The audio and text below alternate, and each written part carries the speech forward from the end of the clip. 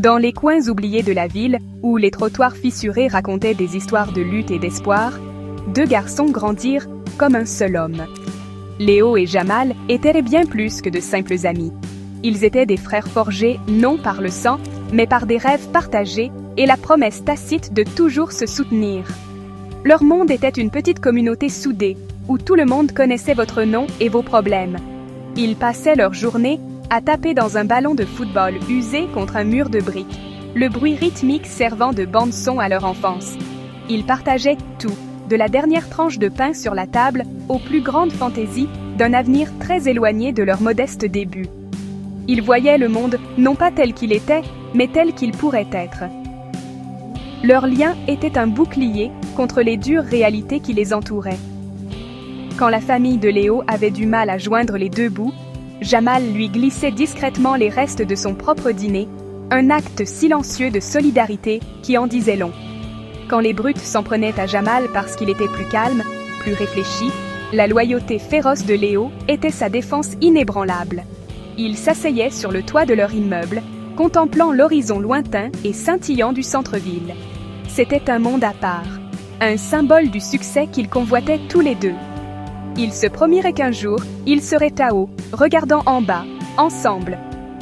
Ce n'était pas une question de si, mais de quand.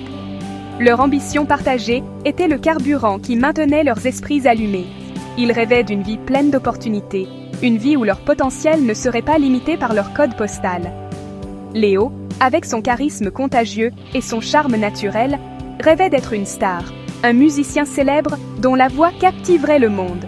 Jamal, plus introspectif et analytique, s'imaginait comme un créateur, un bâtisseur de choses qui pourraient changer la vie des gens. Il était fasciné par le fonctionnement des choses, démontant toujours tout juste pour voir s'il pouvait les remonter mieux qu'avant. Leurs rêves étaient différents, mais entrelacés. Léo serait le visage et Jamal, le cerveau. Ils formaient une équipe, une force imparable prête à conquérir le monde. Ce voyage partagé était tout. C'était le rire qui résonnait dans les ruelles étroites et le réconfort silencieux de savoir que quelqu'un vous comprenait vraiment. Leur amitié était un sanctuaire, un endroit où ils pouvaient être vulnérables et ambitieux sans craindre le jugement. Ils croyaient l'un en l'autre avec une intensité féroce, chacun voyant la grandeur de l'autre bien avant que le monde ne le fasse.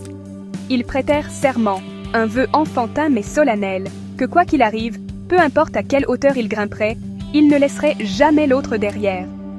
Ils étaient Léo et Jamal, Jamal et Léo, une seule entité, destinée à une victoire partagée, du moins le pensait-il. Le jour où la vie de Léo a changé, cela a semblé être une victoire pour eux deux. Un découvreur de talent d'une grande maison de disques l'a découvert, en train de chanter lors d'un spectacle local, sa voix étant un instrument brut et puissant qui captait l'attention. Soudain, le rêve lointain est devenu une réalité fulgurante. Des contrats ont été signés, des sessions en studio ont été réservées, et Léo a été emporté dans le monde scintillant et trépidant dont il avait toujours rêvé. Au début, il appelait Jamal tous les jours, sa voix pétillante d'excitation à propos des producteurs célèbres qu'il rencontrait et des hôtels luxueux où il séjournait. Jamal écoutait, le cœur gonflé de fierté pour son ami, célébrant chaque étape comme si c'était la sienne. Il attendait l'appel, celui où Léo dirait « Viens, mon vieux, on est dans le coup ensemble ». Mais cet appel n'est jamais venu. Les appels téléphoniques quotidiens ont diminué pour devenir hebdomadaires, puis mensuels, puis ils ont cessé complètement. Le visage de Léo était soudainement partout, sur les couvertures de magazines, dans les émissions de télévision, ses chansons passaient sur toutes les stations de radio. Il était devenu la star qu'il avait toujours voulu être. Mais dans sa nouvelle constellation d'amis célèbres et de dirigeants de l'industrie, il n'y avait plus de place pour le garçon de son passé. Quand Jamal a essayé de le joindre, ses appels tombaient sur la messagerie vocale. Ses messages restaient non lus. C'était une lente et douloureuse décoloration, comme une photographie laissée au soleil, jusqu'à ce que l'image devienne méconnaissable. Le frère qu'il connaissait était parti, remplacé par un étranger avec le même visage. Jamal ressentit une profonde solitude, un vide laissé par la personne en qui il avait le plus confiance au monde. Ils marchaient dans leur ancien quartier, devant le mur où ils jouaient au football, devant le toit où ils avaient fait leurs promesses, et le silence était assourdissant. Les rêves partagés semblaient maintenant une cruelle plaisanterie, une histoire qu'il ne s'était racontée qu'à lui-même. Il a vu Léo dans une émission de télévision une fois, et l'animateur lui a posé des questions sur son parcours. Léo a parlé de son travail acharné et de sa vision singulière, sans jamais mentionner l'ami qui l'avait soutenu, qui avait cru en lui quand personne d'autre ne le faisait. C'était une trahison qui coupait plus profondément que n'importe quel couteau, un effacement public de leur histoire partagée. La douleur était immense, mais sous la blessure, une étincelle de défi commença à luire. Jamal se sentait abandonné, oui, mais il refusa d'être brisé. Il se regarda dans le miroir et ne vit pas une victime, mais un survivant. Léo avait trouvé sa voie et, ce faisant, avait laissé Jamal derrière lui. Mais Jamal réalisa qu'il n'avait pas besoin de suivre le chemin de Léo. Il pouvait forger le sien. Les promesses qu'ils avaient faites avaient même peut-être été brisées par l'un. Mais l'ambition qui les alimentait brûlait toujours en lui. Il ne laisserait pas son histoire être une note de bas de page dans la biographie de Léo. Il écrirait son propre chapitre, son propre livre. Il montrerait au monde, et à lui-même, de quoi il était vraiment fait. Le cœur lourd mais l'esprit déterminé, Jamal se concentra sur lui-même. Il avait toujours été curieux, un résolveur de problèmes naturels, et il trouva un nouveau monde à explorer dans la lumière vacillante d'un écran d'ordinateur d'occasion. Internet devint son université, son mentor et sa porte d'entrée vers un univers de connaissances. Il passa d'innombrables nuits à apprendre à coder, à dévorer des tutoriels sur le marketing numérique et à étudier l'architecture des entreprises en ligne prospères. Chaque ligne de code qu'il écrivait, chaque stratégie marketing qu'il apprenait, était un pas loin de l'ombre de son ancien ami. Il n'était plus seulement Jamal, le compagnon oublié de Léo. Il construisait une nouvelle identité, une brique de connaissances à la fois. Sa passion pour la création trouva un nouveau débouché. Il lança un petit blog, écrivant sur la technologie et le développement personnel avec une voix unique, à la fois intelligente et profondément relatable. Il partagea son parcours d'auto-apprentissage, ses luttes et ses petites victoires. Les gens furent attirés par son authenticité. Il n'était pas une célébrité, vendant une fantaisie polie. Il était une personne réelle, naviguant dans les complexités de la vie moderne, et son public augmenta régulièrement. Il déversa toute l'énergie qui avait autrefois été consacrée à son amitié dans son travail, canalisant ses sentiments de trahison en une volonté implacable de réussir selon ses propres termes. Son travail était sa thérapie et son arme.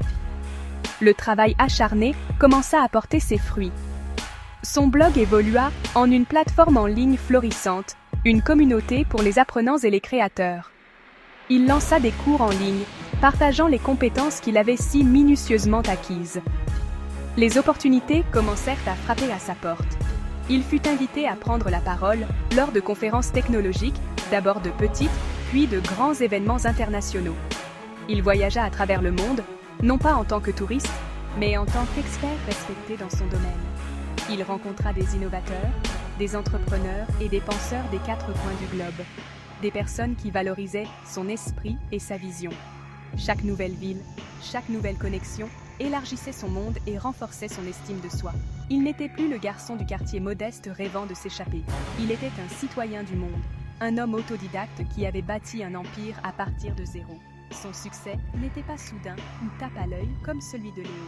Il était bâti sur une base solide de résilience, d'intelligence et d'efforts incessants. Il trouvait de la joie, non pas dans la célébrité, mais dans le processus de construction, de création et de connexion avec les gens à un niveau authentique.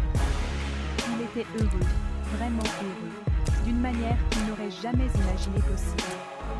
Sa richesse n'était pas seulement financière, c'était une richesse d'expérience, de connaissances et de relations significatives avec des gens qui le voyaient pour ce qu'il était.